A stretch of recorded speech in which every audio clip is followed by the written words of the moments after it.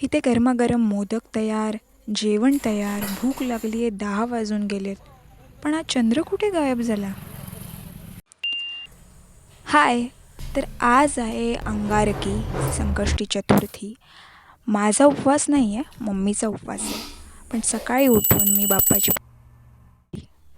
मग संध्याकाळी 7 वाजता आमच्याकडे जेवणाची तयारी सुरू झाली. हे बघा मम्मी काय करते.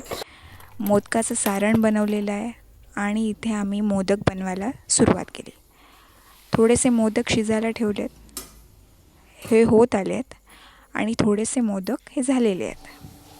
साईड बाय साईड जेवण बघा, कोबीची भाजी, वरण भात तयार आहे. पण चंद्रोदय 10:08ला आहे रात्री.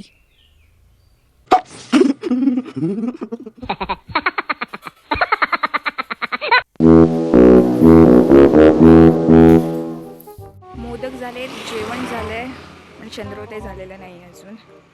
खूप टाईम आहे अजून. सो फायनली 10:08 झालेत. मी दुर्वा वाहिल्या आणि बाप्पासाठी प्रसाद बनवला, म्हणजे नैवेद्य तयार केला.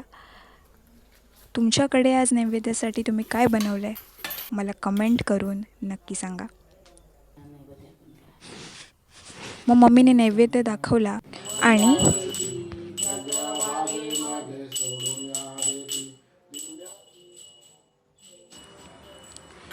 तर मी किचनमध्ये आले आणि पहिला मोदक खाल्ला.